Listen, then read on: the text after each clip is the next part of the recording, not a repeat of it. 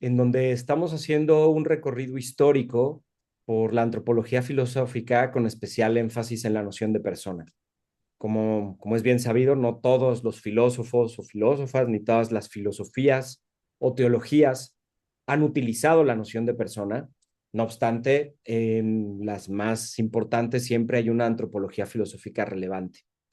Es una historia que hemos intentado hacer de cara pues, a los escenarios de la filosofía contemporánea y estamos ya en nuestro tercer momento de la historia. Recorrimos ya el arco que va de la antropología socrática hasta San Agustín, recorriendo la filosofía antigua y la patrística.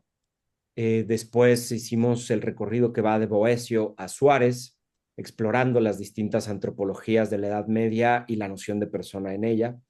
Y ahora estamos ya abordando el problema de la persona en la modernidad.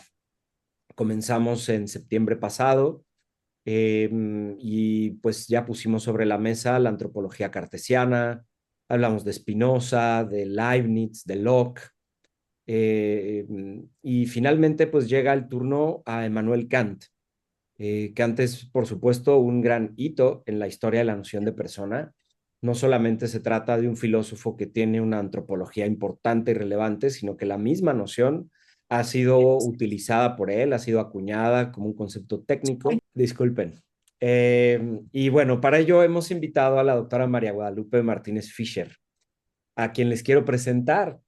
Eh, la doctora Martínez Fischer, ella pues tiene una amplia trayectoria muy interesante como una experta en la filosofía kantiana y como una filósofa que ha explorado diversos ámbitos, incluso más allá de la filosofía. Ella es licenciada en filosofía y maestra en pedagogía por la Universidad Panamericana. Ha terminado ya sus estudios de doctorado en la Universidad Autónoma Metropolitana de Iztapalapa y en la Fernuniversität de Hagen, Alemania. Su proyecto de investigación versó precisamente sobre la filosofía del derecho kantiana. Ella fue becaria de la DAAD, la Deutscher Akademischer Austauschdienst, y ha logrado ser la primera alumna del posgrado de Humanidades de la UAM en obtener la doble titulación del doctorado en filosofía. Ha publicado también distintos artículos sobre filosofía práctica, tanto en México como en el extranjero. Ha sido catedrática en distintas universidades nacionales como internacionales, impartiendo materias como antropología, ética, sociología y filosofía social. Desde 2014 es miembro de la Sociedad de Estudios Kantianos en Lengua Española, la SECLE, y del comité directivo de la revista Open Insight, revista reconocida por el CONACYT. Ha sido subdirectora de investigaciones y proyectos del Instituto de Investigaciones Parlamentarias del Congreso de la Ciudad de México, miembro de su consejo académico y secretaria técnica de su consejo directivo. Y actualmente es profesora investigadora del Instituto de Humanidades de la Universidad Panamericana. Pues bienvenida, Marilu. Tienes, por supuesto, la palabra, como es ordinario en este seminario, durante unos 40, 50 minutos y luego damos espacio a un diálogo con todos los asistentes. Muchas gracias por estar con nosotros. Tu micrófono. Muchas gracias, Diego. Muchas gracias también por la invitación y por incluirme en este recorrido de estudiar a la persona y, por supuesto, también el vínculo con el tema de la dignidad, ¿no? Preparé una presentación porque el tema de persona y el tema de dignidad en Kant es vastísimo, tiene muchísimas implicaciones, se puede rastrear en su en gran parte en su filosofía práctica, pero también en su filosofía teórica y por supuesto también en su filosofía del derecho, ¿no? Entonces, como un poco, sobre todo para mí, ¿no? Para poderme acotar y no irme por varios lados, preparo una presentación para el día de hoy, que por supuesto no la tenemos que terminar, ¿verdad? Pero creo que nos puede ayudar a no perder el rumbo de ciertas ideas importantes que quisiera que el día de hoy reflexionemos juntos y juntas, ¿no? Entonces, primero me gustaría partir de algunas definiciones. Por supuesto, este seminario pues, va a tratar sobre el tema de la persona y la dignidad, que como sabemos, pues implica una vinculación, hablar de persona y hablar de dignidad. Entonces voy a comentarles algunas definiciones sobre persona, sobre el tema de dignidad.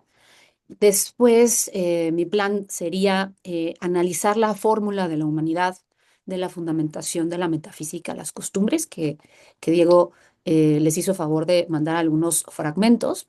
¿Por qué ese texto y no otro? Bueno, podría haber sido otro, por supuesto, ¿no? Pero bueno, escogí ese texto porque ahí Kant va a ser de la fórmula de la ley de la naturaleza, del imperativo categórico, una formulación, ¿no? Que nos deja algunas notas de cómo está entendiendo dignidad y al grado tal en que persona y dignidad se vuelven parte de la fórmula de la humanidad, o si puedo decir, o de alguna manera decir, se vuelven imperativo categórico o parte de una de las formulaciones del imperativo categórico. Entonces, por eso traigo también preparado un momento en el que revisemos cómo estructura Kant esa fórmula de la humanidad tan importante y que además después va a ser utilizada por una corriente súper importante que es el personalismo, ¿no? Y posteriormente, si no, espero que nos dé tiempo, me gustaría llevar el terreno a cómo Kant hace la vinculación entre dignidad y derecho, ¿no? Que además, como veremos en la fundamentación, esta vinculación dignidad y derechos ya se encuentra en la fundamentación de la metafísica de las costumbres, pero por supuesto esto va después va a ser retomado por Kant en la Rexler, en la primera parte de la metafísica de las costumbres, ¿no? Entonces es un poco, este es el camino, este es el itinerario, ¿no? Que me gustaría compartir con ustedes para ver cómo lo ven, qué piensan que podría surgir en el momento de los comentarios y de las reflexiones, ¿no? Bueno, primero, como les decía, pues el término persona, pues es un término que no solo, si bien lo encontramos especialmente en la filosofía práctica, también está en, me voy a poner completa, que creo que se ve mejor así, ¿no? También se encuentra en su filosofía teórica, ¿no? Entonces, Kant va a incluir en su definición de persona, en su descripción de persona, al sujeto de pensar, es decir, a la capacidad que tiene el ser humano para representarse su yo, ¿no? En ese sentido, pues se ve ahí la influencia cartesiana, ¿no? La referencia a poder representarnos nuestro yo en nuestras acciones, ¿no? Y por supuesto a esta capacidad de que esas acciones no sean imputables, ¿no? No solamente desde un punto de vista moral, ¿no? Sino desde tomando como punto de partida incluso la referencia de levantarnos de una silla, ¿no? Es decir, que somos nosotros los que decidimos levantarnos de una silla, ¿no? Aquí pensando en el ejemplo que utiliza Kant en la crítica a la razón pura, ¿no? Entonces, eh, hay que decir que hay un sentido teórico que tiene que ver con el sujeto de pensar, capaz de representarse el yo, ¿no? Esta teoría que encontramos en la crítica de la razón pura de la apercepción, ¿no? Y tenemos también la referencia a un sentido práctico, ¿no? Que es el más predominante, ¿no? En Kant, y esto tiene en cierto sentido relevancia, porque para Kant, de alguna manera, la razón práctica tiene primacía, ¿no? Respecto a sus alcances en la metafísica, respecto a la razón especulativa, ¿no? Ya lo dice en la primera crítica. Entonces, en el sentido práctico, pues es este sujeto de razón práctico moral, ¿no? Habrá que decir que en Kant la idea de persona sí va a ser vinculada, por supuesto, como veremos en la fundamentación, a la naturaleza racional. Pero, ¿no? Como vamos a ir desglosando, un poco desminuzando el argumento que viene en la fundamentación de la metafísica, las costumbres, eh, Kant, cuando habla de naturaleza racional, especialmente esta racionalidad y en específico en el terreno de la razón práctica, no le está entendiendo meramente como un talento o simplemente como una especie de cálculo, ¿no? Que podría hacer referencia a la racional, sino que lo que va a vincular específicamente este sentido práctico de persona y por supuesto a la idea de dignidad es pues esta referencia de que somos capaces de autonomía, ¿no? O sea, hay un vínculo muy importante en Kant entre dignidad y autonomía, ¿no? Y igual en lo que refiere a la noción de persona, va a haber una distinción, como veremos en la fundamentación, entre persona y cosa, ¿no? Persona y cosa, ¿no? Que se volverá importante tanto para la fórmula de la humanidad como para la fórmula del reino de los fines, ¿no? Y dignidad, ¿no? Bueno, esa es otra, como les decía, si persona se rastrea desde distintos lados, bueno, dignidad también, ¿no? Dignidad en Kant significa, tiene varias acepciones. Yo soy de la idea de que varios de los conceptos en Kant son polisémicos, ¿no? O sea, se dicen de distintas maneras y hay que estar rastreando el contexto en el que se dice, el libro, el por qué está utilizando esa manera de entender dignidad. Pero digamos que podemos decir que cuando Kant habla de dignidad en sentido fuerte, está hablando especialmente de un valor absoluto, ¿no? Un valor absoluto, ¿no? Que no admite nada equivalente. Y este tema de lo equivalente, pues por supuesto va a ser importante para las posteriores teorías de derechos humanos y las posteriores teorías de la dignidad. Este no equivalente significa que, a mí me gusta explicarlo así, es decir, que la dignidad, a diferencia, por ejemplo, de si yo tengo $5, pues si yo tengo $5, lo equivalente pues sería buscar cuánto está el dólar, ¿no? Y entonces hago la equivalencia, ¿no? Entonces, si tengo $5 y el dólar está a 20 pesos mexicanos, pues lo equivalente a $5 aproximadamente serán 100 pesos, ¿no? Ahora, cuando Kant dice que es un valor absoluto, significa que no tiene ningún tipo de equivalencia, ¿no? Ni en el mercado, ni como inclinación, ni como afección, nada, ¿no? No es contrastable en el sentido de con otra, pues sí, con otra cosa, ¿no? Justo ahí está también la diferencia entre persona y cosa, ¿no? Em, y esta, pues, por supuesto, esta dignidad se va a ver innata, va a ser inalienable en el sentido que no hay nada afuera que te pueda quitar esa dignidad y debe ser recíproca, ¿no? Cuando Kant habla de la fórmula de la humanidad, ¿no? Pues está diciendo que debes de reconocer la dignidad, por supuesto, en ti misma, ti mismo, pero también en la otra persona, ¿no? Em, Esto me lo voy a saltar porque lo vamos a ver ahorita con la fórmula de la humanidad. Entonces, em, estas definiciones se vuelven importantes ahorita que vamos a ir como desglosando lo que viene en este texto de los parágrafos 427, ¿no? Y 430 aproximadamente, en donde el Kant está trabajando pues precisamente su principio supremo de la moralidad, ¿no? El imperativo categórico. Pero Kant un poco quiere hacer de ese imperativo categórico algo que pueda ser, pues sí, más asequible, mejor explicado. Pero esas formulaciones son esas, son formulaciones de un único principio para Kant. Y si bien van a tener pues sus distinciones o sus matices, por así decirlo, Kant va a ser bastante enérgico que se trata de formulaciones de un único principio, ¿no? Em, entonces, em, después de que Kant enuncia la fórmula de la ley de la ley universal, que es digamos que la formulación más utilizada por Kant, el imperativo categórico, que viene en la presentación, obra según aquella máxima, máxima aquí en este contexto es principio subjetivo, a través del cual puedas querer al mismo tiempo que se convierta en una ley universal, ¿no?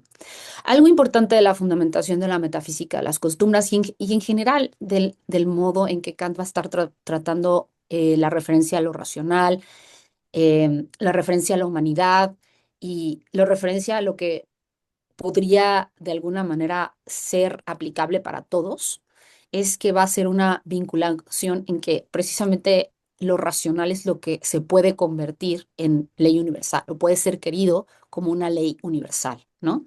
Entonces ahí hay un punto importante para comprender cómo está pensando Kant su propuesta ética, ¿no? Cómo está pensando Kant el fundamento del deber, ¿no? Y de este principio, ¿no? De este imperativo categórico, va a plantear pues precisamente la fórmula de la ley de la naturaleza, ¿no? Em, que hace la referencia como una especie de analogía, ¿no? Precisamente con la naturaleza, ¿no? Por eso se le llama también tipos. Y en esta formulación, ¿no? Kant lo que va a decir es que podríamos expresar este imperativo categórico aludiendo precisamente a la ley natural, a la ley de la naturaleza, ¿no? Y lo va a formular así, ¿no? Ahora, como si la máxima de tu acción fuese a convertirse por tu voluntad en una ley universal de la naturaleza, ¿no? Entonces, un poco lo que dice Kant es que este modelo del orden natural nos va de alguna manera a ayudar a facilitar el examen de nuestras máximas, ¿no? Que esto es muy importante, ¿no? Kant va a estar continuamente haciendo alusión que hay que revisar nuestras máximas. Eh, es decir, esto, ¿por qué lo resalto? Porque la dignidad en Kant, al menos desde el contexto, desde su contexto moral, ¿no? Tiene que ver con una capacidad también de no solamente actuar conforme al deber, ¿no? Sino por el deber, ¿no? Y eso incluye la referencia a revisar nuestras máximas, ¿no? Eh, no solamente se trata de dar limosna por querer quedar bien con nuestro novio, nuestra novia o nuestro amigo, etcétera, ¿no? Sino se trata de dar limosna porque tenemos un deber con la humanidad de ayuda, ¿no? Entonces, en ese sentido, la ética kantiana es mucho más exigente que otras propuestas, ¿no? Porque implica la referencia tan importante de la rectitud, al menos de la intención, ¿no? Y cuando formula esta primera formulación del imperativo categórico, ¿no? Va a ser una distinción entre deberes, ¿no? ¿Por qué lo hago esta alusión? Porque me interesa que ya que revisemos cómo llegamos de la primera formulación a la fórmula de la humanidad, nos demos cuenta como los ejemplos que se utilizan para la primera formulación, ¿no? Aplican para la segunda formulación y cómo de alguna manera coinciden en su consecuencia, ¿no? Pero desde distintos ángulos, por así decirlo, ¿no? Entonces, para allá estoy un poco, hacia allá quiero llegar, ¿no? Entonces, va a hacer esta distinción entre deberes perfectos e imperfectos, que después, en otro momento de su recorrido filosófico, Kant va a distinguir, va a hacer otra distinción de perfectos e imperfectos, pero para los objetivos de ahorita sirve decir que en la fundamentación de la metafísica de las costumbres va a ser esta idea de que pensemos si es posible, ¿no?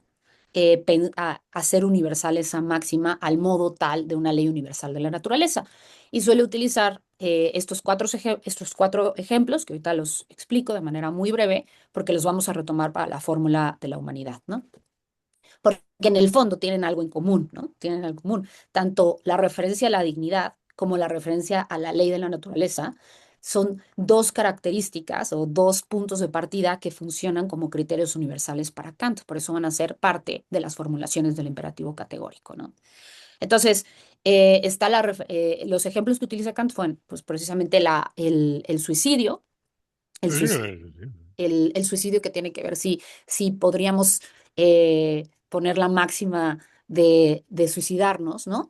Desde el punto de vista de una ley de la naturaleza, y Kant dice que eso implicaría pues una contradicción en el pensar, porque sería contradictorio con la propia ley de la naturaleza pensar esa ley universal, ¿no? Em, y en el caso de la mentira, ¿no? Un tema tan escabroso en el caso kantiano, ¿no? El tema de la mentira. Dice que si uno se pone como máxima una promesa que sabe que no va a cumplir, se destruye por sí misma la posibilidad de cualquier promesa, ¿no? Y en lo que refiere al cultivo de los talentos y la beneficencia, lo que dice es, si bien podemos pensar que es posible un mundo en el que no se cultiven los talentos o no haya beneficencia, lo cierto es que no podemos pensar, no podemos querer que eso así, ¿no? No podemos querer que sea eso sí, ¿no? Ya sea porque un ser racional no puede querer universalmente que todas sus facultades se oxiden por así decirlo, en el ocio, ¿no?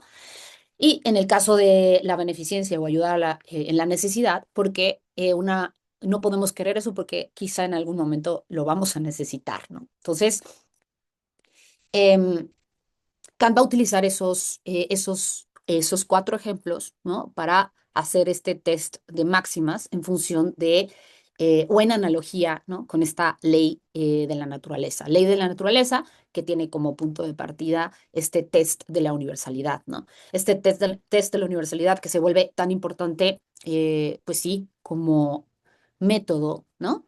Dentro de la filosofía kantiana, no solamente está en su filosofía moral, ¿no? En los fundamentos de su filosofía moral, sino también lo vamos a encontrar en la doctrina de la ética y, por supuesto, en la doctrina del derecho, ¿no? Incluso en su teoría del contrato originario. Pero bueno, ahora, punto importante, ¿no? Porque ¿dónde estaba pensando? Kant o cómo está pensando esta fundamentación de la moral, ¿no? Pues un poco esta fundamentación de la moral la quiere Kant o la está pensando desde términos de una pretensión de universalidad, ¿no? Y para Kant esa pretensión de universalidad debe de excluir, por así decirlo, al menos en su último fundamento, lo empírico, ¿no? Entonces, eh, porque aquello que pueda ser empírico no es susceptible de poder ser universalizable, ¿no? Eh, Aquí también viene, pues, no viene en lo que les compartí del texto explícitamente, pero pues aquí también viene esta crítica que hay que tomar con pinzas también, ¿no? Respecto a la crítica que hace Kant a Aristóteles del tema del concepto de felicidad, ¿no? Que ya sabemos que es una recepción un poco más de una idea más hedonista de la felicidad que la que tenía Aristóteles, pero tiene ahí algo también respecto a una crítica de que al final del día la felicidad, si la ponemos como fundamento, tiene elementos empíricos, ¿no? Que no se pueden ser al 100% universalizables, ¿no? Y por supuesto, no solamente es una crítica a Aristóteles, sino también que no puede, por eso les puse ahí la frase, ¿no? No estar el fundamento no puede estar suspendido de nada en el cielo, es decir, no podemos hacer alusión a algo que no sea la razón, ¿no? Ya sea teología, ya sea otro tipo de consideraciones, pero ojo aquí, ni apoyado en nada de la tierra. Esta es la frase, no estar suspendido de nada en el cielo ni apoyado en nada de la tierra. ¿Y qué significa esta frase, ¿no? De la fundamentación? Yo lo que interpreto aquí es que Kant es también bien enfático decir que la fundamentación del deber no está en la antropología. Es decir, pero cuando Kant dice que el fundamento del deber no está en la antropología, especialmente está pensando como esta idea de la naturaleza humana, ¿no? Una naturaleza que puede desear un día una cosa u otra, que puede pensar esta felicidad de manera distinta que otra persona y que entonces no hay como una especie de criterio que pudiéramos universalizar, por así decirlo, ¿no? Eh, entonces, ¿qué tipo, digamos que va a hablar de una naturaleza, pero para Kant el fundamento es la naturaleza racional? Es decir, no cualquier consideración de la naturaleza humana. Si quisiéramos salvar a Kant de el vínculo entre antropología y fundamento moral, tendríamos que como que rastrear que especialmente sería un tipo específico de naturaleza, una naturaleza inteligible, una naturaleza racional y por supuesto desde los supuestos, ¿no? Con los que Kant entiende lo racional, ¿no? Bueno, entonces, eh, las distintas formulaciones del imperativo categórico y lo que está tratando de hacer Kant en la fundamentación de la metafísica de las costumbres es buscar un principio que sea con una universalidad estricta, ¿no? Es decir, que implique una necesidad práctico condicionada de la acción que aplique para todos los seres racionales. Otro punto importante, ¿no? Kant está pensando en la fundamentación de la metafísica, las costumbres, un fundamento del deber que no solamente sea hacia, por así decirlo, los seres humanos, sino a cualquier ser que tenga naturaleza racional, ¿no? Esta pureza, ¿no? Se va a contrastar con el tema o esta búsqueda de la pureza o de este camino de la fundamentación de la metafísica, las costumbres, va a poner como punto de partida que si fundamentamos el deber en sentimientos, inclinaciones, una configuración natural para cumplir máximas y no en leyes, ¿no? Estamos cayendo en una cierta heteronomía, es decir, en principios que no se fundamentan en la propia razón o en nuestra propia libertad, ¿no? Y ojo también aquí, ¿no? Muchas veces pensamos que cuando Kant alude a la autonomía, la pensamos como la autonomía como hacer lo que se nos dé la gana, ¿no? Y aquí es algo interesante, autonomía en Kant es todo menos libertinaje, ¿no? Autonomía en Kant es la capacidad que tenemos los seres humanos para darnos leyes por nosotros mismos, ¿no? Y las leyes, para que sean leyes, tienen que ser universales. Entonces, la autonomía es la capacidad, de alguna manera, para autoimponernos nuestras propias leyes, ¿no? Aquí está el fenómeno, por supuesto, de la contracción. Y, por supuesto, hacer de estas consideraciones un tránsito a la metafísica, ¿no? A la metafísica de las costumbres, ¿no? Que haga alusión, pues, a esta característica de una voluntad racional que es capaz de darse sus leyes, ¿no? Bueno, entonces, para entrar a la fórmula de la humanidad, tendríamos que también estar pensando, ¿no? si es posible encontrar una ley necesaria para todos los seres racionales que puedan de alguna manera juiciar siempre sus acciones según máximas de las que ellos mismos puedan querer que sirvan como leyes universales, ¿no? Entonces, si es posible esto, ¿no? Y dice que si encontráramos que es posible, esta ley ya estaría de alguna manera enlazada con el concepto de una voluntad de un ser racional en general, ¿no? Entonces, eh, si es posible esto, el principio del deber debe ser hallado a priori en el concepto mismo de una voluntad racional, ¿no? Y entonces esto nos permitiría, por así decirlo, este paso a la metafísica de las costumbres, ¿no? O a esta fundamentación de la moral, ¿no? Desde la razón práctica, distinta a la especulativa, donde estamos hablando de leyes más que sucedan, ¿sí? Más que sucedan, más con la característica de que deben suceder, ¿no? Incluso puede ser que nunca sucedan en el sentido de su perfección, ¿no? Es decir, en Kant hay también varios argumentos, él mismo lo dice, que no podemos estar al 100% seguros de que actuamos moralmente bien, que siempre hay como cierta obscuridad de la gente moral respecto a sus propias acciones, ¿no? Pero de ese hecho no se sigue que eso no deba de ser así o que no sea necesario que deba de ser así, ¿no?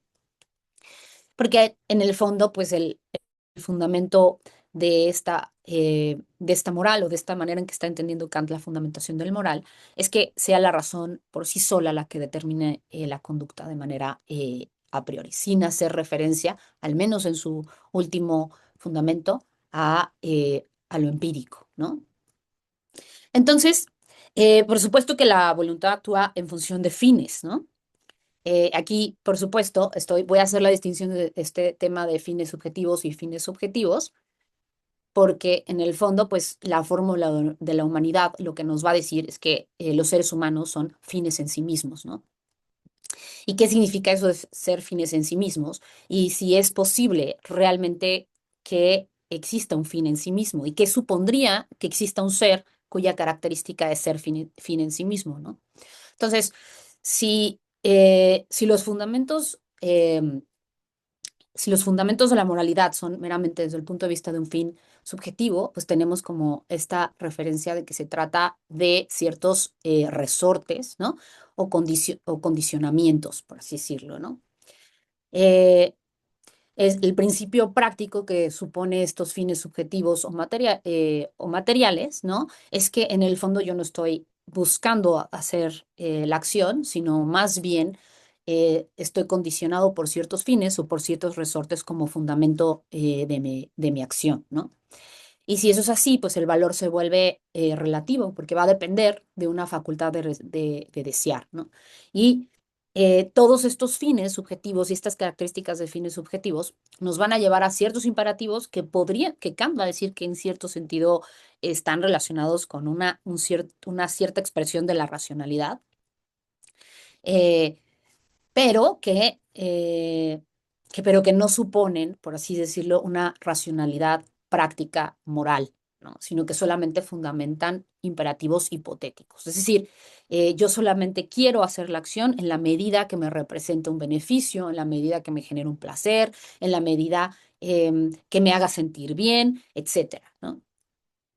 Ahora, si dijéramos que pudiera existir un fin objetivo, ¿no? Si dijéramos que puede existir un fin objetivo, estaríamos diciendo que podríamos ponerle la característica de que se trata de un fin que tiene esta referencia de ser fin en sí mismo, ¿no? Generalmente en los distintos momentos en los que Kant hace referencia a ser fin en sí mismo o no solamente para la característica de la dignidad de la persona singular como fin en sí mismo, sino, por ejemplo, la idea de humanidad en Kant también es fin en sí misma, ¿no? Cuando Kant hace alusión a lo que implica un fin en sí mismo, hay una vinculación con el tema de la dignidad, ¿no? Entonces, esta idea del fin en sí mismo se vuelve importante, por supuesto, para la forma de la humanidad, porque va a implicar un valor que es por sí mismo, ¿no? Y que puede, y aquí viene la parte importante, que puede determinar a todo querer racional. Cuando Kant dice que debemos de revisar nuestras máximas, cuando presenta un test de universalidad, de universalización de esas máximas, un poco lo que quiere enfatizar es esta idea del querer racional, ¿no? Un querer racional que sea sostenible por el agente que lo está haciendo, ¿no? Aquí está también otro matiz, que sea sostenible por el agente que lo está haciendo, por el individuo que lo está haciendo, por así decirlo, por la persona que está actuando, pero que también aplique no solamente a esa persona, sino a toda posible persona o a toda la humanidad, ¿no? Y eso es precisamente ese tipo de fin, va a decir Kant, pues nos puede ayudar a fundamentar una ley práctica universal, una ley práctica que sería propiamente categórica, ¿no? Entonces, eh, si existiera un fin, ¿no? Que no tuviera las características de ser material, relativo, ¿no? Es decir, que tuviera las características de ser fin en sí mismo, ¿no? Que pudiera valer para todo querer racional, tendríamos una cierta característica o una cierta referencia que nos permitiría también formular o una de las formulaciones del imperativo categórico. Pero pues para esto está también en la fundamentación pues esta hipótesis del valor absoluto. Y aquí quiero hacer énfasis también en el tema de la hipótesis del valor absoluto porque muchos muchos de los malentendidos a los que nos encontramos con la idea de dignidad en Kant están en que se piensa que la dignidad es algo que se puede demostrar como empíricamente o desde una teoría del acto de potencia aristotélica, cuando en realidad la dignidad en cuanto a estatuto epistemológico, por así decirlo, es un postulado, ¿no?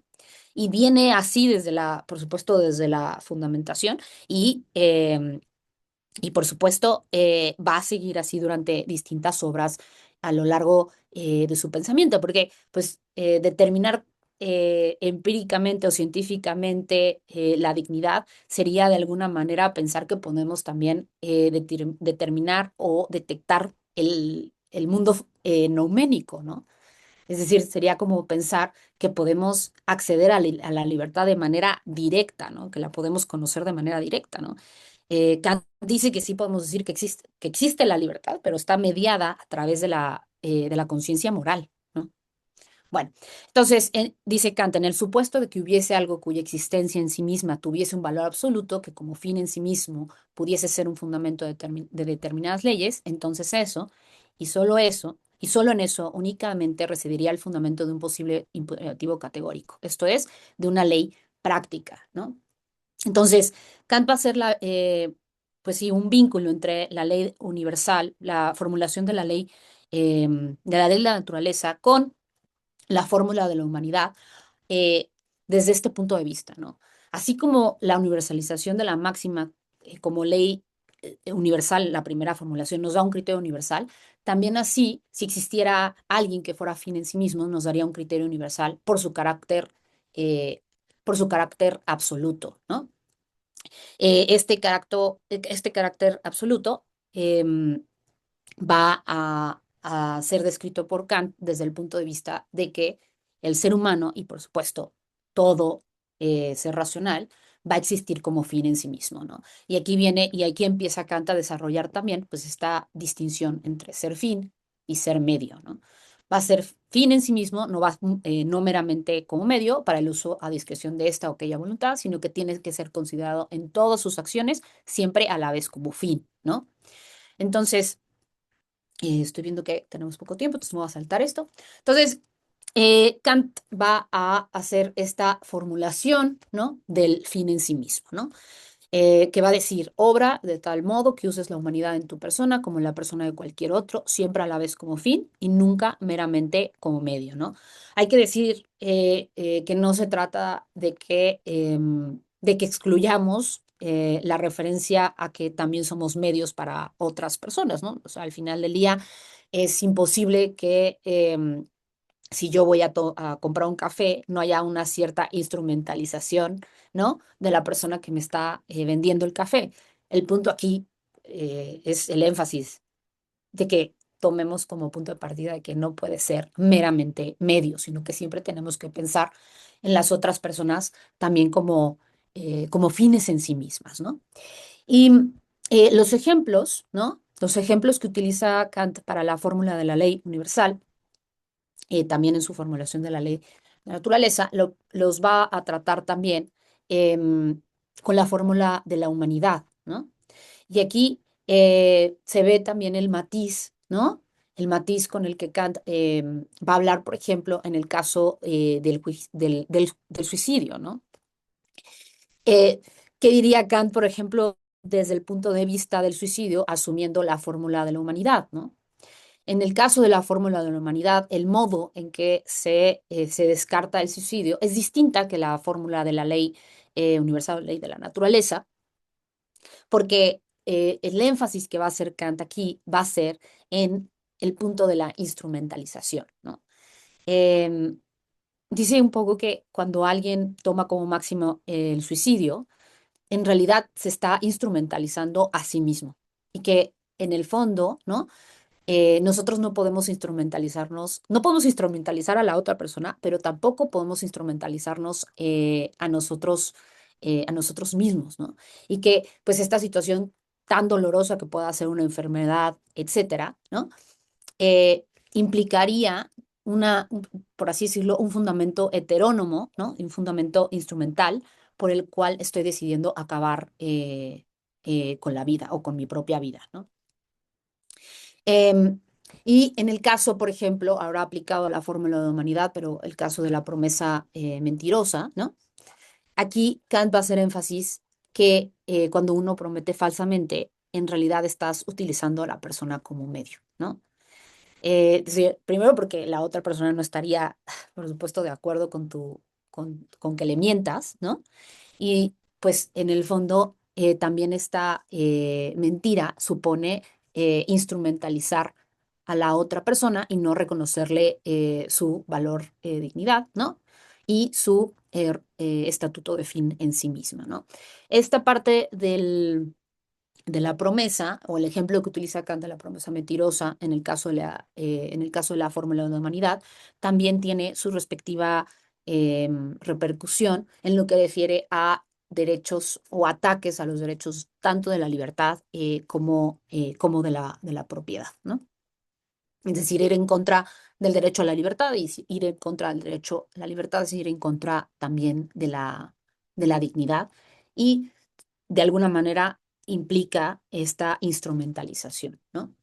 Em, entonces, em, entonces, en ese sentido, pues tanto en el caso del cultivo de los talentos como en el caso de la beneficencia, en el caso de la fórmula de la humanidad, dice, pues obviamente este cultivo de los talentos, cuando no lo hacemos, pues no estamos afirmando nuestra propia humanidad en nosotros mismos, porque esa afirmación de nuestra perfección, de nuestros talentos, pues también supone un fin de la naturaleza respecto a la humanidad, ¿no?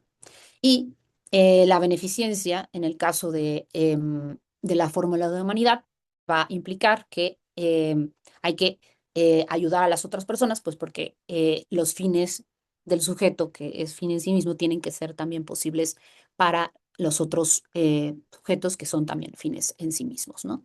Entonces, este, esta parte de los distintos ejemplos, ¿no? Los distintos ejemplos que encontramos tanto en la primera formulación como en la segunda formulación, eh, son ejemplos que Kant va a utilizar sobre todo para tratar de postular qué significa em, ¿qué significa un querer racional? ¿Qué características tendría que tener un querer racional? Y por supuesto, ¿no? Una voluntad racional, ¿no? Esto tomando como punto de partida, por supuesto, un test de universalización, pero que desde test de universalización puede funcionar desde la referencia a esta ley de la naturaleza, ¿no? Preguntarnos si eso aplicaría o podría funcionar desde una ley de la naturaleza, pero también desde la consideración, ¿no? Desde la consideración de concebir a un ser que fuera fin en sí mismo, ¿no? Em, Fin en sí mismo, porque entonces, si hay un ser, al menos desde este argumento que estamos siguiendo de la fundamentación de la metafísica de las costumbres, ¿no? Si, ten- si, mm, si tenemos si tenemos de alguna manera esta referencia de que existe un ser, ¿no? Que tiene una naturaleza racional que lo distingue como fin en sí mismo, esta característica define en sí mismo y su respectivo valor pueden entonces, según Kant, funcionar como criterio, ¿no? También para saber cómo debemos de comportarnos, ¿no? Y esto tiene como punto de partida pensar, ¿no? Pues sí, como un supuesto también antropológico, ¿no? Que la naturaleza racional existe como fin en sí mismo, ¿no? Y em, si es esta característica del ser humano, ¿no? Que es fin en sí mismo, entonces también desde esta consideración puede utilizarse para, pues sí, para formular un criterio en nuestro actuar, ¿no? Entonces, digamos que para Kant, un poco para cerrar el argumento que encontramos en la fundamentación de la metafísica de las costumbres, ¿no? Para Kant es la autonomía el fundamento de la dignidad de la naturaleza humana y de toda, por así decirlo, de toda naturaleza racional, ¿no? Eh, es decir, sí hay un énfasis importante en la fundamentación de la metafísica de las costumbres, de entender una dignidad especialmente moral que supone la capacidad de actuar, ¿no? Eh, Actuar desde lo que Kant entiende que es racional en términos del imperativo categórico, ¿no? Que es este querer que nuestras máximas realmente realmente puedan ser universalizables, ¿no? Em, entonces, sí hay una referencia de dignidad en Kant desde la raíz, por así decirlo, o desde el argumento de la autonomía, ¿no? Desde esta capacidad de la naturaleza racional, ¿no? En sus respectivas formulaciones, ¿no? Tenemos la referencia a la fórmula que tiene que ver con la forma, ¿no? Esta fórmula de la ley universal, es decir, que las máximas deben ser consideradas como si fuesen leyes universales de la naturaleza, ¿no? La fórmula de la humanidad y esta fórmula de humanidad o el modo en que se puede decir que hay una conexión entre esta referencia a la forma y a la materia o esta formulación desde la materia es precisamente desde, eh, pues sí, desde la idea de que el ser humano, desde su naturaleza racional, se revela como fin en sí mismo. Y dado esa consideración del ser humano y dado esa consideración más específica de la naturaleza racional, ¿no? Kant va a formular precisamente la famosísima fórmula de la humanidad que va a tener N cantidad de repercusiones posteriores, ¿no? Es decir, que tenemos que pensar que cuando nos estamos relacionando con las otras personas no podemos verlas meramente como medio, sino siempre sino siempre como fines en sí mismas, ¿no? La humanidad, aquí también obviamente aplica la idea de la humanidad. Y la instrumentalización de la fórmula de la humanidad no solamente aplica en mi relación con las otras personas, sino también, como vimos en el caso del suicidio, respecto a nosotros mismos. Yo no me puedo tampoco instrumentalizar, ¿no? Y la tercera formulación, que es la formulación del reino de los fines, ¿no? Que me, me parece que ahorita ya no nos da tiempo de ver a tanta profundidad, ¿no? Bueno, entonces, características importantes que tendríamos que estar pensando, bueno, el fundamento último de la dignidad en la fundamentación de la metafísica de las costumbres tiene que ver con la referencia a la autonomía, ¿no? Kant va a pensar una naturaleza racional digamos que enfatizando, ¿no? Que lo racional debe de entenderse desde la referencia o especialmente desde la referencia a una razón práctica que es capaz de darse sus leyes, ¿no? Y que es capaz, por supuesto, de actuar conforme y por esas leyes, ¿no?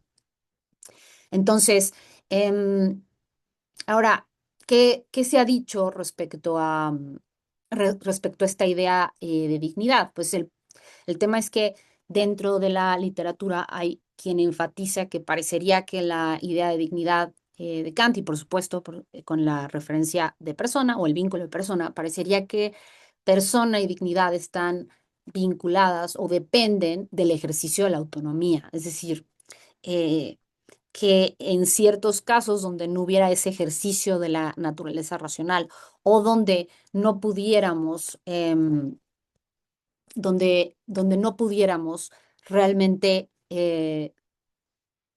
demostrar que hay autonomía o demostrar que hay esa capacidad, entonces habría algún problema para decir que hay dignidad y que también pues es persona, ¿no? Es decir, entonces, porque el punto es que dentro de las distintos intérpretes y de los comentadores, el énfasis en que en Kant el fundamento de la dignidad está en la autonomía, parecería que la dignidad se vuelve dependiente y por supuesto el estatuto de persona se vuelve dependiente de esta referencia a la autonomía, ¿no? Y entonces, si no ejerces esa autonomía, parecería que pierdes dignidad o pierdes el estatuto de persona, ¿no? Ahora, yo estoy en contra de esa interpretación. Yo estoy en contra de esa interpretación por dos razones. Primero, porque también se puede rastrear, ya no me dio tiempo con el caso de la doctrina del derecho.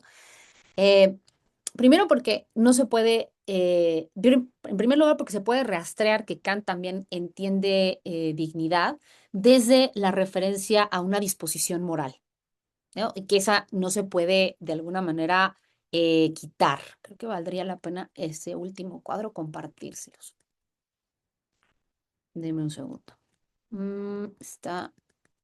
Es este.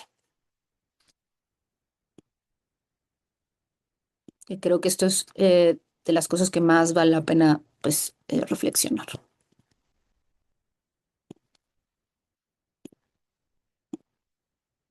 Mm, a ver, ahí está, perfecto. A ver, un poco lo que quiero decir. O sea, sí, este tema de si el estatuto de la persona depende de la dignidad y entonces si no hay manera de demostrar este ejercicio de la dignidad o si no hay autonomía moral, entonces propiamente no hay dignidad y entonces habría como un problema con el estatuto de persona. Y si es realmente incluyente o si Kant está pensando que la dignidad solo se dice de aquellos que ejercitan esa autonomía o que son capaces de autonomía, a mí me parece que tendríamos que estar pensando que hay distintas formas en las que Kant va a pensar la dignidad. La dignidad como ser moral, como predisposición, está de alguna manera, es innata, es imperdible, es universal y se puede rastrear en la fundamentación de la metafísica, las costumbres y también, por supuesto, en la doctrina del derecho. Ahora, en lo que refiere a esta capacidad, es decir, dignidad con referencia a un acto de autonomía moral, esa, aunque es innata, por supuesto es modificable, ¿no? No podríamos, y sí es universal, pero sí podríamos decir que es modificable y que tiene un grado, en cierto sentido, pues sí, de que al ser un acto podemos de alguna manera perderla, pero o sea, por supuesto no perderla como disposición, sino como el acto en sí mismo, como cuando hacemos un acto heterónomo, cuando hacemos el mal o cuando nos dejamos determinar por las pasiones, ¿no? Pero también en Kant hay una idea de dignidad desde el tema de la humanidad, ¿no? Desde la idea de la humanidad que tiene que ver con talentos, que tiene que ver con Estado, que tiene que ver con poderes, ¿no? Que es más un tema de algo que se ejercite, algo que tiene que ver con la idea, ¿no? De ahí, por ejemplo, que Kant le dé cierta dignidad a, por ejemplo, los poderes del Estado o a quienes ejercen poderes del Estado, ¿no? Y también está, en el caso del derecho, ya no me dio ya no me dio tiempo hablar de esta dignidad como ciudadano, ¿no? La dignidad, por ejemplo, como ciudadano sí la puedes perder, ¿no? Sí es un tema que hay tanto una referencia a algo pasivo, activo, ¿no? Y sí es algo que que se puede, por así decirlo, que se puede perder. Pero el punto aquí es que esta idea de dignidad y este estatuto de persona, ¿no? eh, por así decirlo, es condición de posibilidad para que se pueda de alguna manera ejercer la autonomía, ¿no? Eso sería por una parte. Es decir, se puede rastrear desde el texto, desde los textos en Kant, estos, como por así decirlo, estos argumentos en los que Kant va a hacer alusión a esta dignidad como predisposición moral que no, pues sí, que no se nos puede quitar y que no depende necesariamente de nuestros actos morales, ¿no? O de nuestra autonomía, o sea, somos autónomos, ¿no? Y lo segundo, que esto me parece muy importante, ¿no? Eh, no hay manera de que se pueda determinar un acto moral, no se puede determinar un acto libre ni un acto moralmente libre desde el punto de vista ni empírico ni desde el punto de vista de la ciencia. Entonces, incluso bajo el escenario, por eso el tema de decir que el ser humano tiene dignidad desde el punto de vista epistemológico, por así decirlo, funciona como un postulado, no se puede comprobar al modo como se comprueba la existencia de la ley de la gravedad o como se comprueba que el fuego quema, etcétera, sino eh, pues funciona también desde la referencia a un postulado. Tampoco es un tema de acto y potencia en el que pudiéramos aludir un tema de participación, ¿no? Tampoco va por ahí, ¿no? Em, Sino que obedece pues a lo que podríamos decir, y aquí empiezo a terminar, obedece a lo que podríamos decir que es este tema del idealismo moral, ¿no? Del idealismo moral kantiano, ¿no? En el que el tema de la dignidad funciona como un postulado, ¿no? Como un postulado que no sé, pero que sea un postulado no significa que no exista o que no sea importante, sino más bien que el ámbito de la ciencia no puede acceder en el sentido de poderlo determinar eh, como si fuera pues un experimento o algo así, ¿no? Entonces, aún en el caso, ¿no? Me parece que también una respuesta que tiene es, no podemos ni siquiera determinar un acto moralmente bueno, un acto autónomo. Entonces, tampoco podríamos decir si podríamos afirmar si la persona es o no digna, si quisiéramos ponernos meramente desde un paradigma en el cual la dignidad depende exclusivamente, ¿no? Del ejercicio de la autonomía o de la consideración de ser capaces de esta autonomía moral, ¿no? Pero de nuevo, yo soy más de la idea de que la idea de dignidad en Kant tiene distintos matices, ¿no? Y que la autonomía es posible precisamente, ¿no? Por esta naturaleza racional, ¿no? Y pues decirlo, este punto de partida de que el ser humano es fin en sí mismo, ¿no? Voy a parar para escucharlos y escucharlas. Muchísimas gracias, Malu. Me queda, después de tu presentación, realmente queda muy claro, ¿no? La importancia que tiene Kant en la historia del pensamiento y sobre todo en la historia de la antropología. Me caen muchos veintes en la medida en que veo cómo Kant realmente es una síntesis del pensamiento de la modernidad temprana, pero también cómo está anticipando un montón de temas del idealismo, de la fenomenología y del personalismo, ¿no? Muchas gracias de verdad por tu exposición. Em, yo tengo varias preguntas, pero pues quisiera pues primero darle la palabra a los participantes.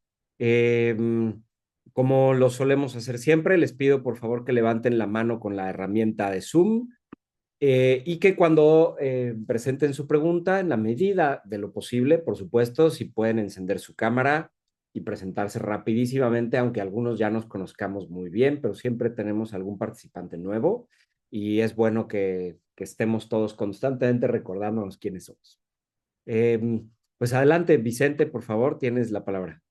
Gracias, Diego. Bueno, para los que no me conozcan, soy Vicente de Aro. Justo me dedico al estudio de la ética y antropología kantiana. Soy profesor en la Panamericana y también soy parte de APAX. Soy pues, el enlace entre APAX y el centro cultural del que depende. Y bueno, eh, tengo esa suerte de conocer a la doctora Martínez Fischer y de haberla escuchado mucho y aprendido mucho de ella. Oye, Marilu, yo en plan de, o sea, en general estoy completamente de acuerdo. Pero en plan de preguntar y a lo mejor también de apretar un poquito para que argumentes más, ¿no? Yo te quería hacer dos planteamientos. Uno era, eh, o sea, no estoy del todo convencido de que podemos decir que la noción de dignidad sea un postulado en Kant. Te voy a decir por qué. Porque tú misma sugeriste que hay un paso argumentativo entre la primera fórmula del imperativo y la segunda, ¿no? Dijiste, es que si hay un mandato absoluto, si el imperativo en su primera fórmula, en la fórmula de la universalidad, determina deberes absolutos, cosas que se deben hacer o que no se deben hacer, pues entonces tiene que haber algo que tenga un valor absoluto. Y ahí Kant hace como un agregado, ¿no? Un añadido argumentativo. Y dice, y eso que tiene un valor absoluto es aquel ser que valora y aquel ser que puede distinguir entre el valor absoluto y relativo, que es por tanto el ser racional, el ser humano con capacidad de autonomía, etcétera. Entonces, si hay un paso entre la primera fórmula y la segunda, yo creo que el estatuto de la dignidad, digámoslo así, no, no es como el estatuto de otros postulados que Kant claramente llama postulados, ¿no? Como el postulado de la existencia de Dios o la inmortalidad del alma. Me parece que es más fundacional o más fundamental. O sea, porque la dignidad de la persona estaría en el principio, estaría de manera constitutiva en la construcción, digamos, del edificio ético. Mientras que los que Kant llama postulados, la existencia de Dios, la inmortalidad del alma, son una especie de engarce con la religión, son un añadido de esperanza, pero no son el fundamento, ¿no? Esto tiene que ver también con la discusión, que es, a ver, hay opiniones de todo tipo, ¿no? En la literatura kantiana, sobre si la libertad misma es un postulado o no. Hay algunos pasajes donde Kant habla de la libertad como postulado y en otros la libertad es parte del factum, porque es como la contracara de la obligación, ¿no? Pero yo creo que en general se acepta que, estrictamente hablando, postulados son la existencia de Dios y la inmortalidad del alma. Y la libertad quizá en alguna sede jurídica, en alguna discusión jurídica. Porque la libertad más bien es el fundamento, es parte de ese factum con el cual construimos, digamos, el punto de vista moral. Y yo pensaría que la dignidad está más de ese lado, digamos, del lado fundacional de la obligación y de la libertad, y menos del lado de la existencia de Dios y la inmortalidad del alma, que el propio Kant sugiere que en realidad no se conocen, sino que se cree en ellos en un sentido de fe racional práctica, ¿no? Es otra manera de tener por verdadero. No son fundacionales, sino que son más bien una especie de supuesto para completar, digamos, la racionalidad del universo práctico. Entonces, yo dudo un poco esto, ¿no? Si la dignidad de la persona es un postulado o tiene más un carácter como fundacional. Eh, Porque además te digo, veo una relación entre la primera fórmula del imperativo, que está anclada en el factum, y la segunda, que ya de alguna manera afirma la dignidad, ¿no? Y luego, la segunda pregunta que te quiero hacer es si tú consideras que en la noción kantiana de dignidad ya está implícita la intersubjetividad. Porque si vemos el desarrollo, ahora lo decía Diego, ¿no? Si vemos el desarrollo de esta idea en el idealismo posterior, Fichte va a ver necesario, según su método, hacer una deducción trascendental de la intersubjetividad, el famoso argumento del reconocimiento en la Grundlage, ¿no?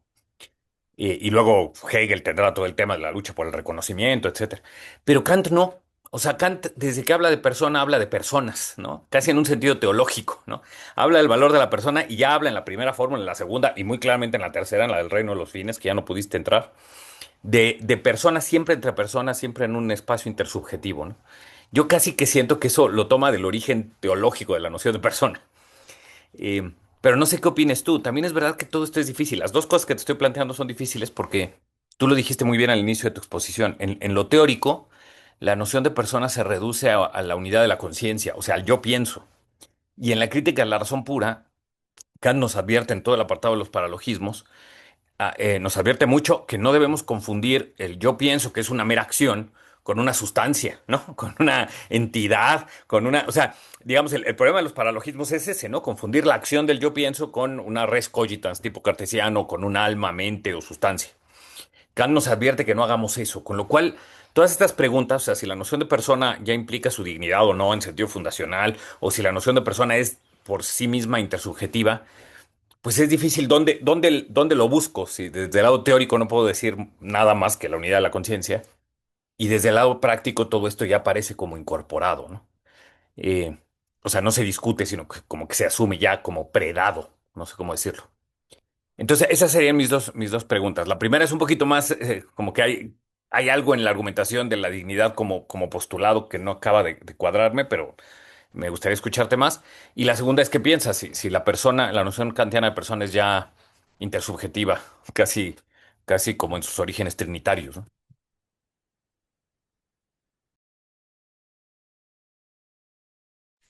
Bueno, muy bien.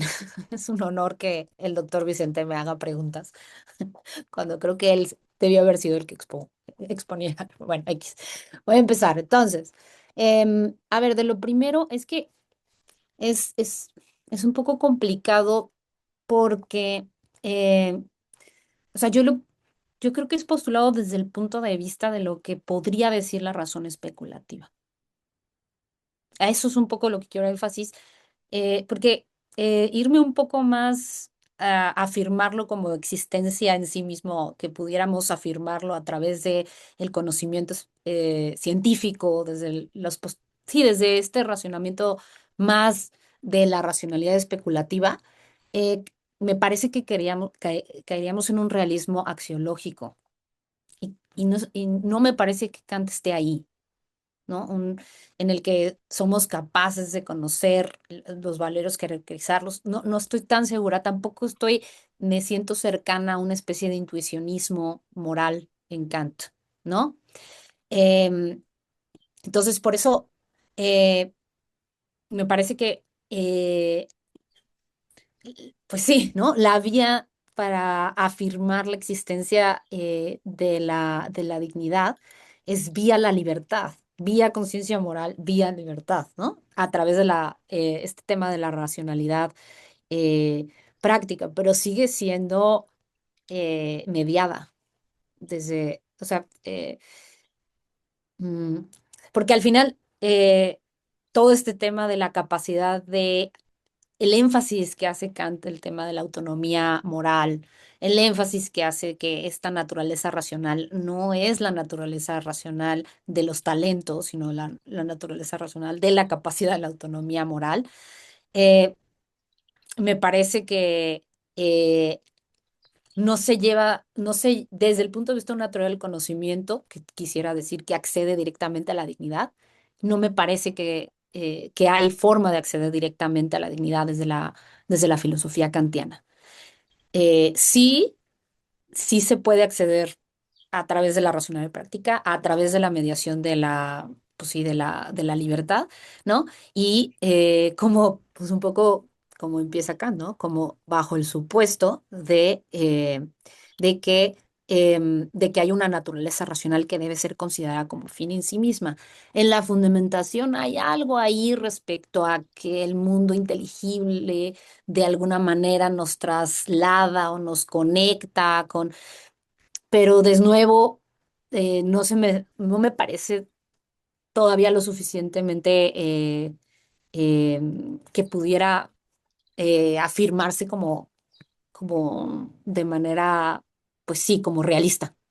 Sí, desde un punto de vista del realismo, ¿no? Eso sería como lo que diría. Por eso me parece, o me inclino un poco más así como está el idealismo trascendental en el contexto de la razón especulativa, ¿no? O sea, pues el idealismo trascendental también está en el derecho y también está en la doctrina en la doctrina de la dignidad, ¿no? Sería como un poco pensarlo así, porque también hay quien ha leído que hay un comentario que se llama Goodman, ¿no? Que ha querido como que leer que la idea de dignidad tendría que estar pensado como acto o potencia y que entonces como Kant vincula dignidad, autonomía moral, entonces cuando no eres capaz de autonomía moral, pues no tienes en acto esa, ¿no? Y que entonces me parece que sería un poco forzado, creo yo, ¿no? Sería un poco forzado meter esas categorías metafísicas en Kant, ¿no? Y la otra que me parece contundente, que bueno, la hemos discutido en nuestros seminarios, ¿no? Ni siquiera de un solo acto podemos estar seguras que es libre.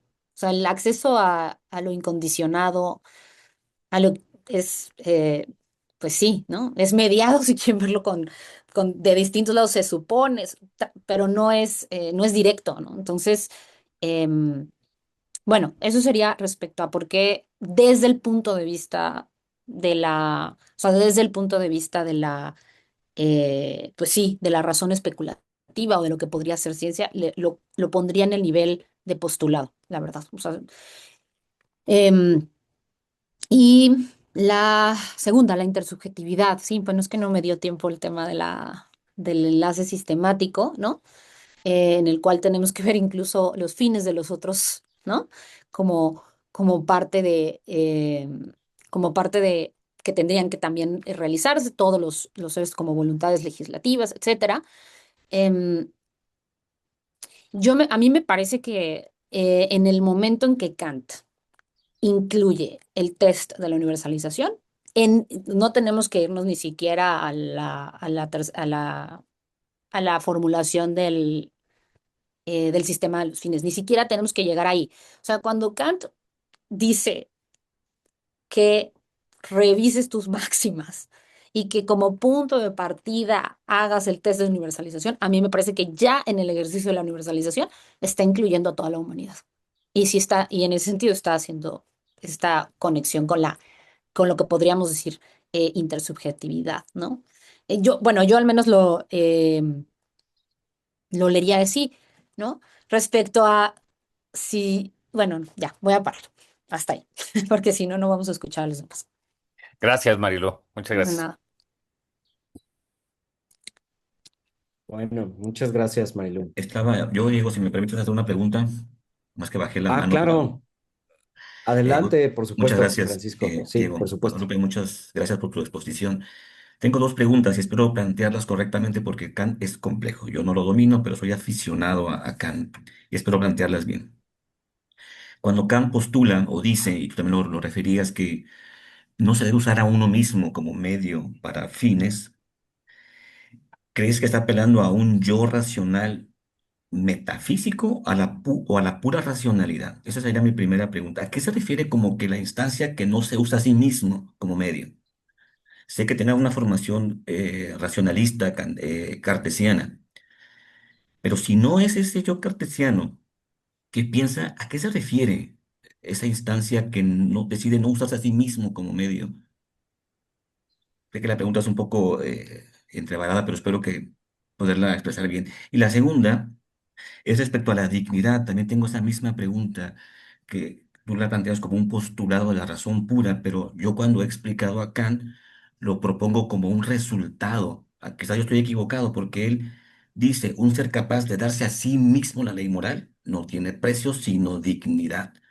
Pareciera que es como el resultado de esta acción de la capacidad de la autonomía, por lo cual no derivaría de un postulado de la razón pura. Pero igual tengo la misma pregunta que tiene el doctor de Aro. Gracias por escucharme, Guadalupe. Muy bien, muchas gracias. Yo también me considero aficionada, así que todo bien. José Francisco, bienvenidas tus Gracias. preguntas. Este, Voy a empezar con la última porque además Kant nunca dijo en la crítica a la razón pura que fuera un postulado.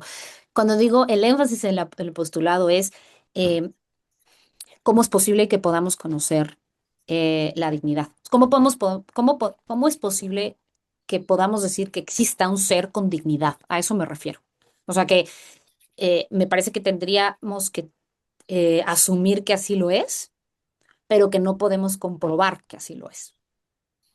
Eso es un Ya, poco lo que quiero saber. Lo tenemos que asumir, es decir, pero no podemos comprobar que así es, al menos desde el punto de vista de una racionalidad científica, teórica, desde los parámetros de una racionalidad, al menos como plantea Kant el tema de la ciencia, ¿no? Ahora, desde el punto de vista de la racionalidad práctica, podemos rastrearlo a través de el famoso factum, el tema de la libertad, etcétera. Pero incluso, porque como comentaba con Vicente, ¿no? Incluso el tema que aunque se puede rastrear a través de la libertad, la autonomía, ¿no?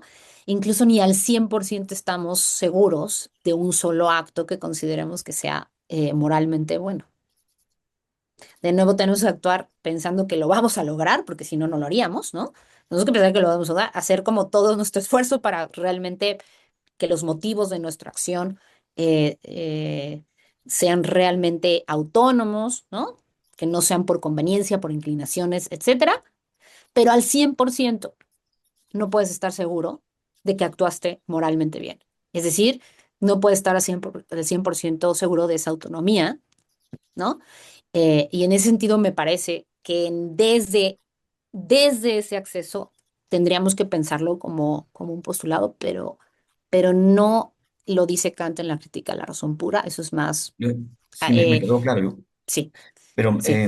la pregunta era si no es un hallazgo de Kant, no es un descubrimiento al estilo de Newton, descubrir que la dignidad emerge de un ser capaz de darse a sí mismo la ley moral y que no hay otro ser.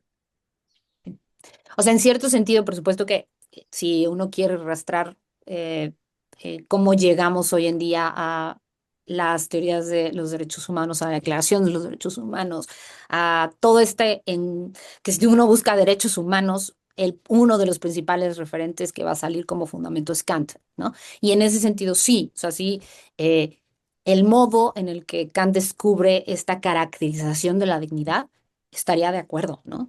Ahora, ¿cómo, cómo es posible esa dignidad? Esto es un poco lo que quiero decir, ¿no? ¿Cómo es posible que conozcamos esa dignidad y cómo es posible esa dignidad? Es un Ya, poco ya, el acercamiento, ¿no? Por entendí. supuesto que la idea de dignidad en Kant sí es un descubrimiento, estoy totalmente Bueno, en contra, ¿no? Y de la primera, se me fue. del yo Ah, que decide no usarse a sí ya. mismo como medio. La mayoría de los ejemplos de la instrumental, que habla de instrumentalización Kant respecto a uno mismo, están relacionados em, con el tema de la heteronomía.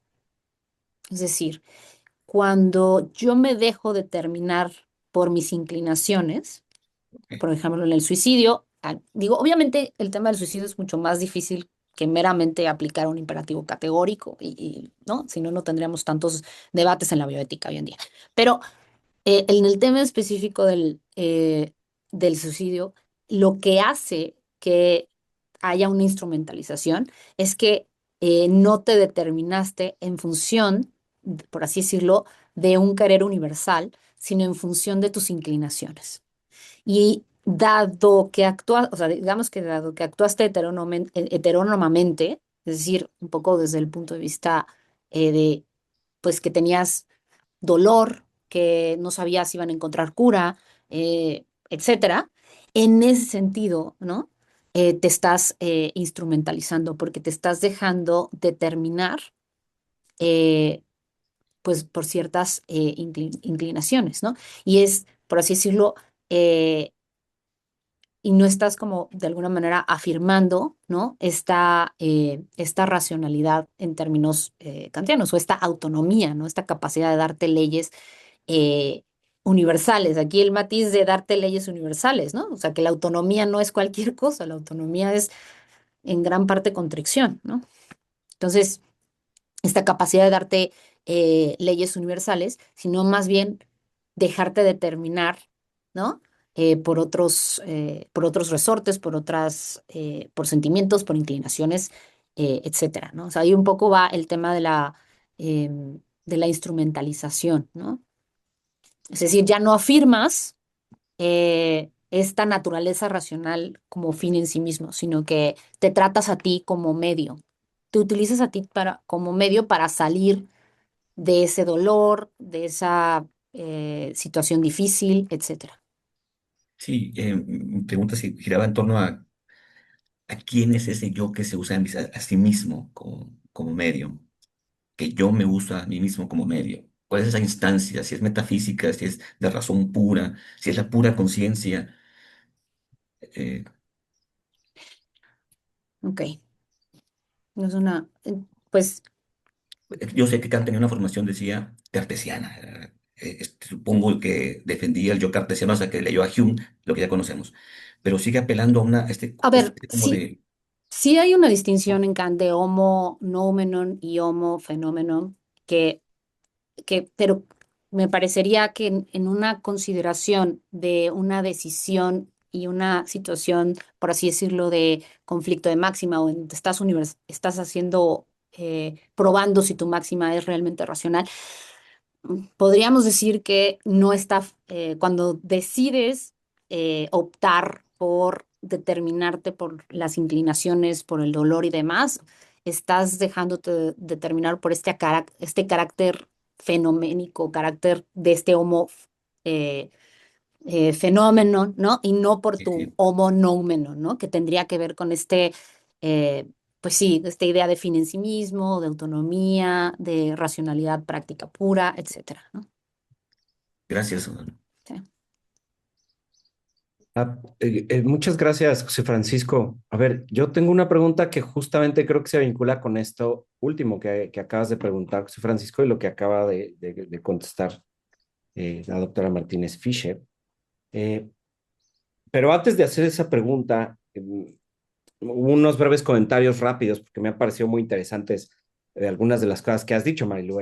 Por ejemplo, esta indeterminación del acto moral, ¿no? Esta incognoscibilidad de realmente si estamos actuando bien o mal, es un rasgo que luego cierto kantianismo teológico posterior mantendrá, lo dejo apuntado. Pienso, por ejemplo, en la teología de Karl Rahner, donde habla de que es un gran teólogo kantianamente explícito, ¿no? Que habla justamente de la indeterminación final de la moralidad del acto, pero pues porque la interioridad del ser humano queda dentro del ámbito del misterio, ¿no?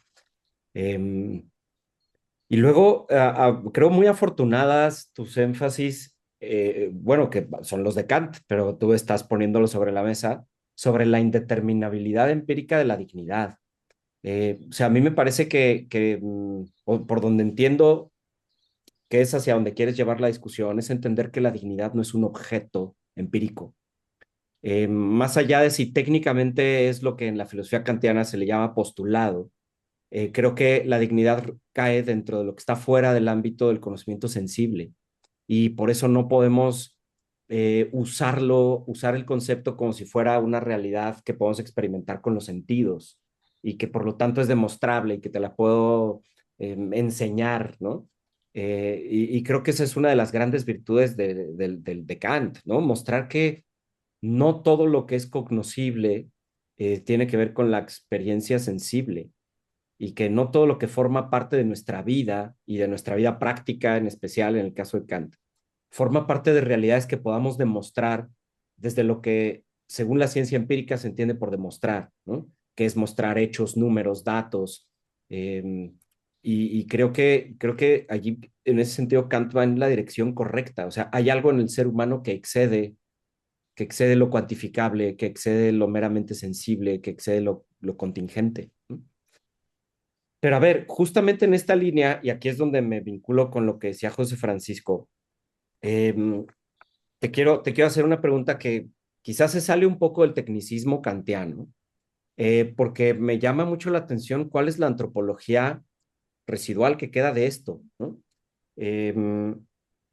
O sea, a mí me preocupa un poco lo que llamaría el residuo antropológico del razonamiento kantiano, porque pues lo que hay es un alojamiento de la dignidad y de la noción de persona en la disposición hacia la autonomía, no en la ejecución real de actos libres y autónomos, como bien hiciste una distinción al final, sino en la disposición. Por lo tanto, si algunas veces no es verificable el acto autónomo, pues eso no quiere decir que no sea persona. Ahí hay una disposición que a veces no se puede ejecutar, ¿no? Sin embargo, el énfasis está de una manera tan fuerte en el ámbito de las facultades racionales, del entendimiento y de la razón, que me preocupa qué queda con este hombre fenoménico, ¿no? Las pasiones, el cuerpo, los sentimientos.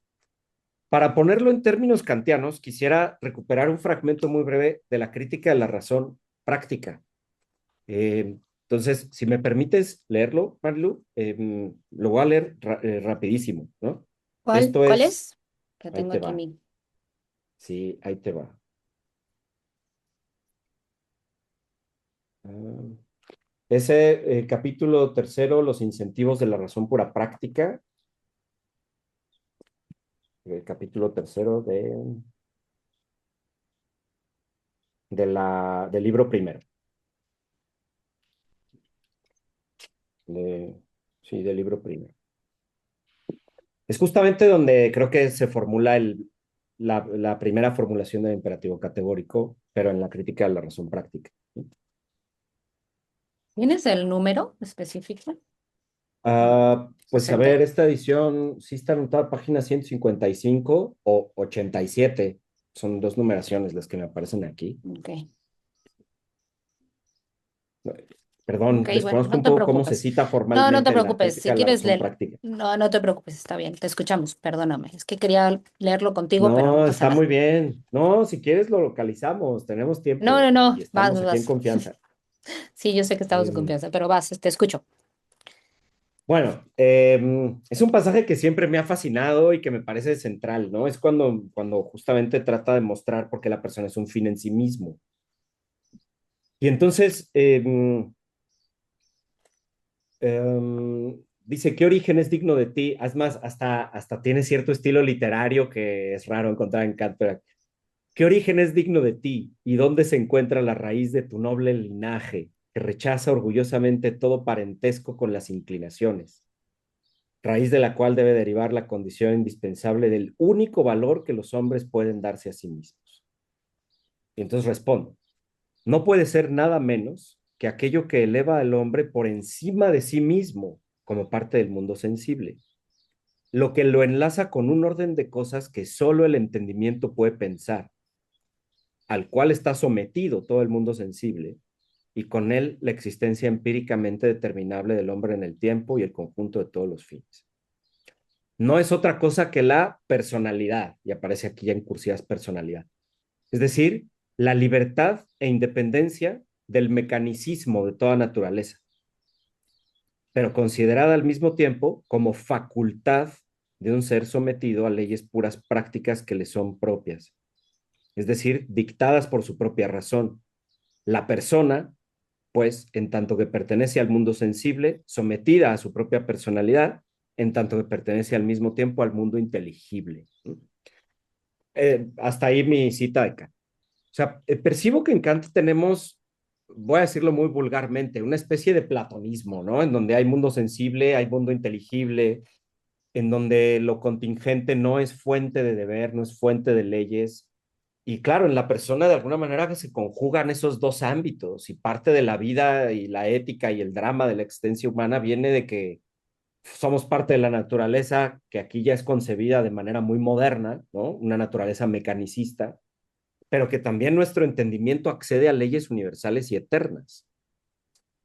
Pero, pues claro, si la persona se aloja, digamos, en la parte de arriba, por llamarle así, en el entendimiento, en la razón, pues me da la impresión que tenemos una antropología en donde la existencia en el mundo es una existencia fracturada, ¿no? Es una existencia donde el cuerpo, las emociones, los impulsos, los afectos, los instintos quedan fuera del ámbito de la persona.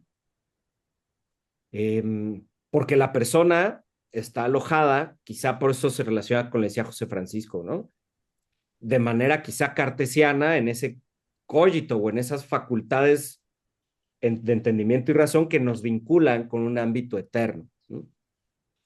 Entonces, leí el fragmento justo porque tampoco quiero hacer una pregunta demasiado fuera del marco teórico de Kant. Siempre también es un poco injusto, ¿no? Como preguntar desde fuera completamente, ¿no? Pero leído este pasaje y leída tu exposición, pues parece que hay un énfasis muy grande en que lo propiamente personal del ser humano está en su disposición a encontrar leyes universales a partir del entendimiento, pero ¿qué papel tiene lo otro, ¿no? Antropológicamente hablando. Es algo que hay que someter, mantener a raya, digamos, eh, como las pasiones no me llevan a leyes universales, pues disciplina ascética a la estoicismo, ¿no?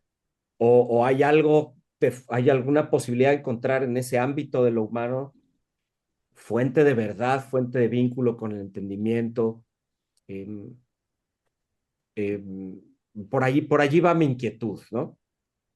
Que puede ser que se deba a que estoy entendiendo mal a Kant también, ¿no? Muy bien. Bueno, primero, sí quisiera enfatizar que si estamos leyendo la crítica a la razón práctica, la fundamentación de la metafísica, de las costumbres, son obras que Kant está tratando de fundamentar la moral. Entonces, eh, o sea, no es que no haya una referencia a la antropología, pero Kant allí está tratando de decir o presentar cuál tendría que ser el fundamento del deber, ¿no? Entonces, a mí me parece que estas obras, ¿no?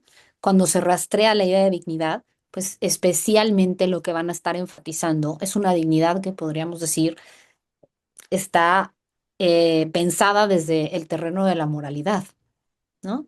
Entonces, un poco lo que quiero decir es, que Kant enfatice la autonomía moral en el contexto de la filosofía moral y la vincule con la dignidad obedece, porque lo que está tratando de argumentar es precisamente, pues, el fundamento, pues sí, del deber, ¿no? El fundamento del deber, es decir, no está tratando de definir al ser humano. Eso es un poco lo que quiero decir. O sea, su objetivo en estas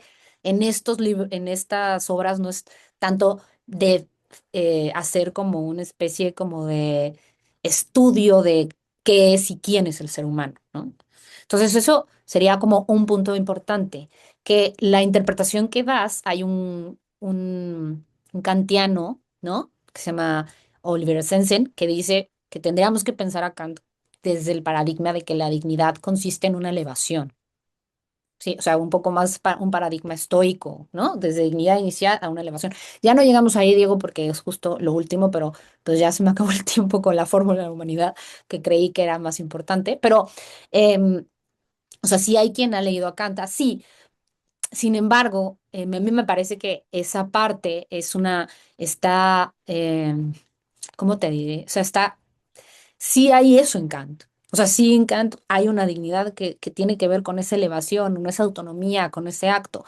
Pero también se rastrea y cuando estuve leyendo a Sensen, publicó en la Kant Studio en un número respecto a por qué tendríamos que entender la dignidad solamente desde esa elevación, como la estás planteando. Y lo cierto es que se salta ciertos pasajes, ¿no? Ciertos pasajes donde sí Kant hace alusión, ahí en la fundamentación, en las lecciones de Feyerabend, en algunas cosas de la metafísica, algunos pasajes de la metafísica, las costumbres, donde sí encontramos que Kant está afirmando que pues esta idea de la dignidad y de la persona no solamente desde el ejercicio de esta elevación o de esta autonomía. Ahora, la ley moral es eh, o sea, no es algo abstracto. O sea, la ley moral y la conciencia de la ley moral no es algo abstracto, es algo que, que también va a estar relacionado con un sentimiento moral, ¿no? Es decir, la ley moral de alguna manera supone pues sí, esta, eh, pues sí, ¿no? Esta manera de conciliar estos dos mundos, ¿no? ¿No? Que en el caso del ser humano, pues como sabemos, el imperativo es imperativo por nuestra propia naturaleza, ¿no? Porque no queremos el bien de manera inmediata, ¿no? O porque nos cuesta, ¿no? Hacer hacer el bien, ¿no? Y toda esta referencia a lo sensible, al papel que van a tener los sentimientos, de verdad en estos, sé que no debería, pero ahora sí que soy más amiga de la verdad que de mi ego. Lo ha trabajado muchísimo el doctor Vicente de Aro, ¿no? Esta parte de la importancia de los sentimientos morales en Kant y por supuesto que si quiere él corregirme o decir más, por favor, hazlo por el bien de la verdad, ¿no? Y más allá de los egos de la ponente. Pero me parece que, o sea, ya por ejemplo, hay textos y en la doctrina de la virtud donde Kant ya está hablando de sentimientos morales, donde no está diciendo que todos los sentimientos eh, pues estén como que sean malos o que no ayuden y demás. El punto aquí es, eh, creo yo, ¿no? Un poco para pasarle la palabra al doctor Vicente si quisiera ahondar y explorar más esto. El punto es nada más comprender que el fundamento último del deber, ¿no? Que el fundamento último del deber, ¿no? No surge desde la naturaleza humana, sino desde la naturaleza racional, ¿no? Pero que eso no significa que no se requiera de la naturaleza humana, que no se requiera de la educación, de la política, de los sentimientos. Es decir, es nada más como hacia dónde está llevando la mirada Kant en el fundamento último, ¿no? En el paso de todo este tema de la fundamentación de la metafísica de las costumbres, ¿no? Él después ya presenta pues este sistema de deberes, en el caso del derecho que no alcanzamos a ver, pero en el tema de la doctrina de la virtud, donde bueno, el respeto ya está de alguna manera en la crítica, en la crítica de la razón práctica, pero de alguna manera ya sí hay una referencia pues a este tema de los sentimientos y demás. Bueno, voy a parar aquí y si Vicente nos quiere comentar algo de esto Mm. que de verdad sí es muy su tema. Bueno, brevemente, Mailo, porque yo creo que ya lo has dicho muy bien. Eh, no, yo coincido en que, aunque en el tema de la fundamentación Kant apuesta a la razón, porque es lo que puede garantizar la universalidad que está buscando, en el tema de la motivación ya entra toda la teoría del respeto, que ya está en la crítica de la razón práctica, como decía Marilu, y en la doctrina de la virtud, donde ya no se trata de cómo sería la ética para un ser racional finito cualquiera, sino para el ser humano, para un ser como nosotros, ¿no? Que ahí es donde aplicas ya el principio. Kant agrega una consideración, por ejemplo, del amor al prójimo, ¿no? O alguna observación menor, pero muy importante, sobre la autoestima, ¿no? O el sentimiento moral, que aquí lo distingue del respeto, que es la capacidad de sentir placer por una acción buena y dolor ante una acción mala, ¿no? Ante una acción mala propia, digamos, ¿no? Como la sentencia de la conciencia moral. Y luego cómo todo eso se incorpora en el carácter, ¿no? Cómo se pueden ir como haciendo una jurisprudencia de máximas, de manera que ya tu inclinación o tu disposición afectiva no entra en una lucha con el deber como si fuera un campo de vectores, sino que está incorporada, ¿no? Y entonces ya aporta hacia el deber, de manera que cumplir el deber es cada vez más fácil, más grato, se es más efectivo al hacerlo, etcétera, ¿no? El modelo kantiano de formación del carácter que reconcilia, digamos, las nociones de deber y de virtud, de alguna manera atiende a esto que tú dices. Con lo, creo que a Marilu ya no le dio tiempo, pero con eso yo lo único que agregaría sería que también sería interesante, no sé, Marilu, si tú quisieras abundar algo. En la religión, los límites de la mera razón, Kant habla de tres disposiciones, tres Anlagen del ser humano, ¿no? Animalidad, humanidad, personalidad. Pero no es que la tercera se sobreponga a las dos anteriores, sino que de alguna manera integra a las dos anteriores. Entonces somos personas y eso integra también que somos seres humanos y que somos animales. Y a mí me llama mucho la atención, a ver si Marilu quiere agregar algo, que cuando Kant habla ahí de la personalidad, la diferencia entre personalidad y humanidad es que la humanidad dispone de la razón para los fines de la naturaleza o para fines cualesquiera, ¿no? Mientras que en la personalidad nosotros somos de la razón. Más que disponer de la razón como una especie de recurso, como podría ser una estrategia evolutiva, ¿no? Como alguna otra, en la personalidad tú tienes que darle cuentas a la razón, ¿no? Que me parece que también tiene que ver con varias cosas que se han discutido ahora y que Marilu expuso, ¿no? No es soy persona porque puedo disponer de la razón, sino que soy persona porque de alguna manera soy un ser de la razón y ante ella tengo que justificarme y en esa justificación se incorpora también mi animalidad y mi humanidad, ¿no? Porque, digamos, se subsumen las etapas anteriores en la noción de personalidad humana, ¿no? Y entonces, bueno, yo sí creo que ahí Kant tiene muchas cosas que decir también desde otros textos, ¿no? Pero bueno, es que es muy amplio para tocarlo. eh, y lo que hizo Marilu, pues, fue tocar como los lugares más clásicos, ¿no? Está muy interesante, gracias Vicente, porque además creo que todo esto tiene que ver con lo que más tarde en la filosofía del 19 tendrá que ver con la configuración de la noción de lo santo, ¿no? Es decir, como el ser humano, y yo creo que ahí hay un gran descubrimiento antropológico de Kant, que yo creo que se remonta a, en otros términos, lo que hace Sócrates, ¿no? Pero esta idea de que el ser humano se debe a un bien que lo excede y que de alguna manera ese bien está dentro de sí mismo y que forma parte de la constitución de la humanidad. O bueno, la noción de personalidad aquí por eso está tan interesante, porque integra, ¿no? Lo natural, integra lo humano, pero lo eleva a algo sobrehumano, por decirlo así, que ya no es meramente mi yo individual. Eh, no, les agradezco mucho, mucho a los dos. La verdad es que creo que Kant es una aportación inmensa en este sentido. Em, yo sigo con la inquietud, ¿no? Un poco de ver qué pasa con la experiencia humana concreta. Sé que Kant es inmenso, ¿no? Y también tiene su antropología pragmática y luego recuperará la parte histórica y empírica del ser humano en otros textos. Y creo que el enfoque que elegiste, Marilu, justo está orientado desde la fundamentación del deber y por eso el énfasis en la razón es tan alto, ¿no? Pero en términos antropológicos, tal vez la pregunta es si hay en Kant otras vías de acceso a la pregunta quién es el hombre, que no sea solamente la fundamentación del deber, que tal vez seguramente los hay, ¿no?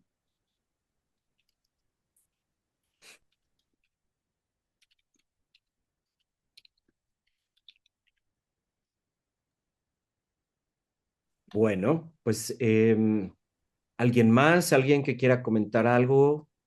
¿Una otra pregunta o inquietud? Bueno, pues Marilú, adelante si quieres cerrar, decir alguna conclusión, tus impresiones generales o responder a esto último que manifestó el profesor de Aro. Adelante. Muy bien, pues a aprovechar para agradecer la invitación y para pues decir que me parece maravilloso que existe este seminario con esta temática.